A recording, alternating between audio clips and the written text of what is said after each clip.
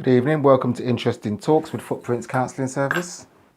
Today our talk is going to be about body language, and how we can make the most of it, how we can use it to our advantage and be more successful in our endeavours, in our encounters with people in life in general. As normal, like, share, leave comment on YouTube or on Facebook. On the YouTube channel you can hit a like button and you'll see all my latest videos as they come out. So, body language. There's over 7 billion people on this planet. And if we want to make the most of our time on this planet, it's kind of important for us to have good communication skills. Now, 80% of our communication skills are through body language, and 20% is the verbal word. So basically, when you're talking to people, the most thing that they're paying attention to is your body language. Subconsciously, they're not doing it consciously, but you can use conscious thought to control your body language. Like if I do this, as I'm doing it now, and I'm very conscious that I'm doing it, that's a closed posture. This is an open posture. And showing your hands, letting the palms of your hands be shown, shows that you're an accepting person, or you're accepting to the person that you're communicating with. Now, body language, as I've said, is unconscious and it's conscious. Movements which conveys attitudes and it conveys feelings. When somebody smiles, the way you'll be able to tell if it's a genuine smile is when they smile, they kind of get like crow's feet here at the sides of their eyes, and their eyes will also light up to a certain degree, and that will show you that it's a genuine smile. When it's not, obviously, it's a false smile. Eyebrows. When people's eyebrows move up, it's usually a display of surprise or disgust or dislike of what they're seeing. And the same thing, or a different thing, but when their forehead is frowned, you can see these creases coming on, that's usually something that they're surprised about. They don't like this.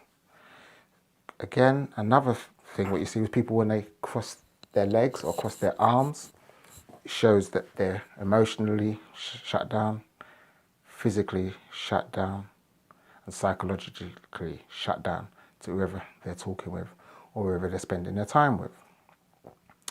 Our chest is like a pointer to the body.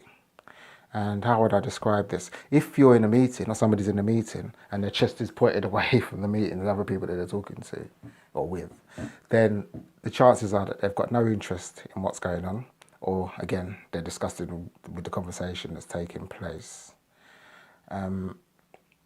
With liars, you find that they can't really have good eye contact.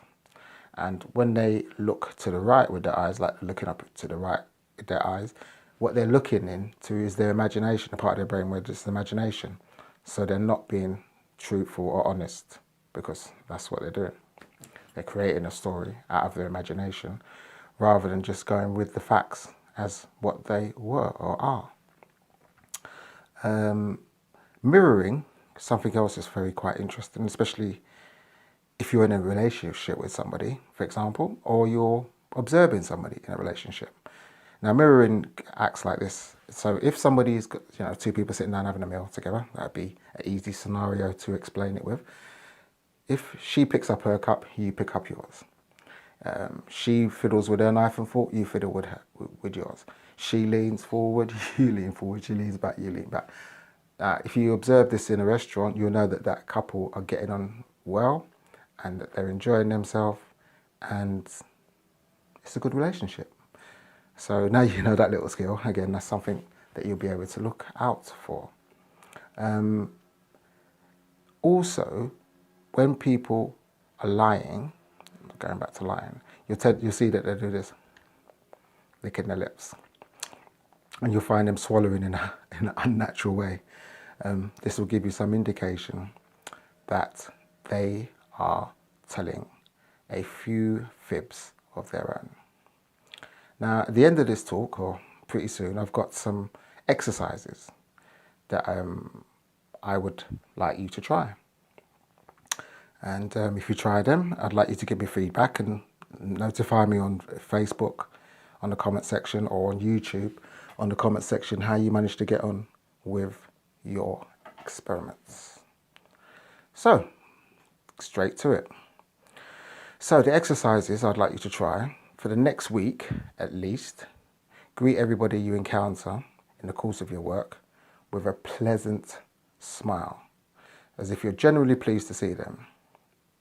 Now, you don't have to maintain an inane smile on your face all day. It's enough just for this exercise that at least when you meet people, you meet them with a smile. Take note of their reactions to your action. Do they return the smile? Does the encounter appear to proceed better than it used to, or was it worse than it used to be? Does anybody appear to be surprised or just suspicious? Does the encounter last longer or shorter than it would have done otherwise? Okay. Now take note of your own reactions. Did you feel the exercise easy or difficult? Did you find people's attitudes changing? Did you find yourself disliking others less than you did before, or more than you did before?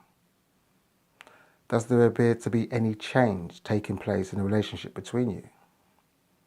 Is there any difference in the response of men or of women, or those young and old? What was the difference between your superiors, your colleagues, your subordinates, and your fellow co-workers where you work? Or customers or clients could also be that. Now try to keep a written or a taped record of their reactions. And then afterwards, review the exercise. So I'll do a quick review now, but you need to do the exercise really before you review it yourself, obviously.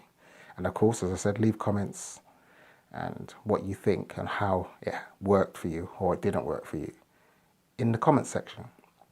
So the review is, you will probably have noticed that some of the following points. Most people will have returned your greeting smile, because you smile with people, to be quite honest, they have to be quite miserable not to smile back. But we know they're there. So, but let me know, did they smile back with you? I expect that they would have done. Most encounters would have proceeded much more smoothly than normal. Some people, those with whom you have a relationship or mutual dislike, because at work we do have people we dislike, will have been surprised, some with suspicion and thinking, what's she or he up to? Now, funny enough, women tend to respond quicker and more favourably than men if it's a man doing it. And if it's a woman doing it, the reverse is probably true. Also, we tend to find that younger people tend to respond more readily than older people. So now that you know more about body language, what are you going to do to take advantage of one of your new skills? So feel free to leave comments. Let me know. I'm really interested in getting some feedback on this one to see how it works for people. Now, to recap, just some of the key points is, when people are lying to you, they tend to look to the right. They're prepared to lick their lips. They might swallow uncomfortably.